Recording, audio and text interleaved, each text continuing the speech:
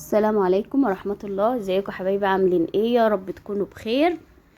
معاكم رشا في المطبخ. تعالوا بقى نشوف النهاردة هنعمل غدا كده بسيط وخفيف وسريع. هنعمل فطيرة الجلاش بالسجق، حلوة جدا وسريعة، هتعمليها مش هتاخد معاكي وقت خالص. شايفة؟ حلوة جدا. الجبنة سايحة فيها بقى من جوه، وكمان الجلاش كده مقرمش من بره. بجد عجبتني، اول مرة اعملها بس بجد عجبتني. كانت سريعة وبسيطة وولادك هيحبوها خالص، وما بتاخدش اي مكونات ولا اي حاجة خالص. المهم لو وصلت معايا هنا ما تنسيش تحط اللايك، ولو لسه جديدة انزلي اشتركي في القناة وفعلي زر الجرس. معايا هنا بقى كده ايه، الطاسة بتاعتي على النار، ضفت فيها كده مكعب من الزبدة.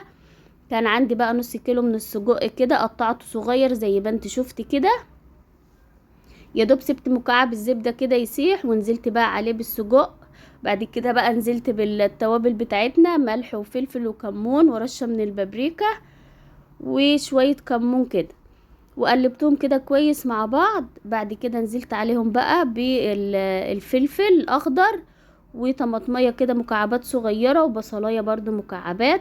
وهسيبهم بقى يتشوحوا كده بتاع 5 دقايق كده على النار، وما بياخدش تسوية كتير ولا حاجة. هسيبهم يتشوحوا بقى على النار كده شوية، واسيبهم جنب كده ايه يهدوا كده ويبردوا. هنا بقى معايا كده لفة من الجلاش زي ما انت شايفة كده. حلوة جدا بالشكل اللي انت شايفاه ده.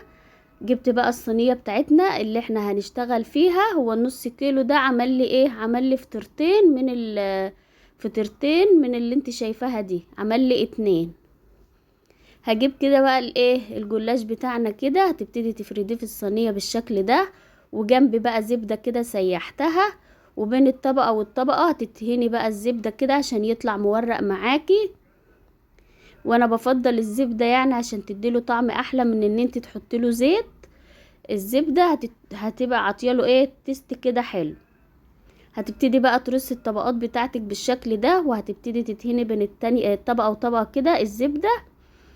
عملنا كده بتاع 4 طبقات عشان تبقى كده ماسكة معاكي ما تفكش منك. 4 طبقات، ونزلنا بقى ايه بنص كمية السجق بتاعنا كده،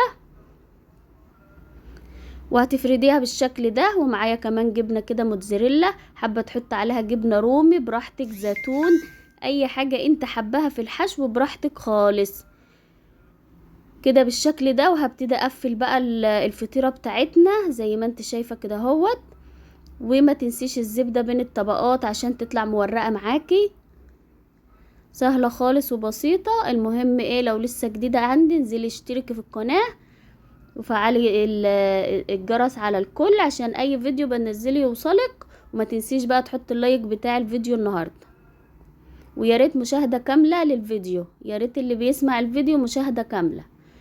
في اخر حاجة بقى الطبقة الاخيرة خالص هحطها بالشكل اللي انت شايفاه ده، وهتبتدي بقى ايه تقفليها لتحت كده عشان الفطيرة بتاعتك تبقى كده ايه متغلفة كويس، ما تفكش منك خالص. خلاص بقى في الاخر هبتدي ادهنها بقى زبدة كده من على الوش، وشوية كده بقى من السمسم، وشوية من حبة البركة بالشكل الجميل اللي انت شايفاه ده. وهدخلها بقى الفرن. هي مش هتاخد وقت خالص، لان احنا يا دوب هنحمر بس الجلاش، لان السجق عندي مستوي وكل حاجة، مش يعني 5 دقايق بالظبط في الفرن بالجمال ده. عمل معايا 2 فطيرتين دي، وواحدة كمان النص كيلو. بجد كانت حلوة جدا، والجبنة كانت سايحة جدا، وتحسي ان هو بصي مورق كده زي الزبدة. والله العظيم اعمليها هتعجبك جدا وعيالك هيحبوها. وكمان حاجة غدا سريع كده وخفيف.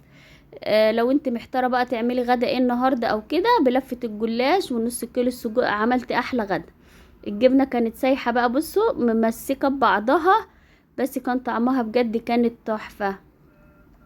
هي حلاوتها بتتاكل وهي سخنة، عشان الجبنة بتكون سايحة جوه، فهي وهي سخنة تطلع من الفرن كده تاكليها على طول. كده الفيديو النهاردة كان بسيط وخفيف. يا رب الوصفة النهاردة تكون عجبتكم واستفدتوا منها بأي حاجة. المهم ما تنسيش بقى اللايك وتشتركي في القناة لو انت لسه جديدة، وما تنسيش بقى تكتبي لي كده كومنت حلو تشجعيني فيه. شايفين مقرمش كده من بره وكان تحفة. يلا حبايبي كده، مع السلامة.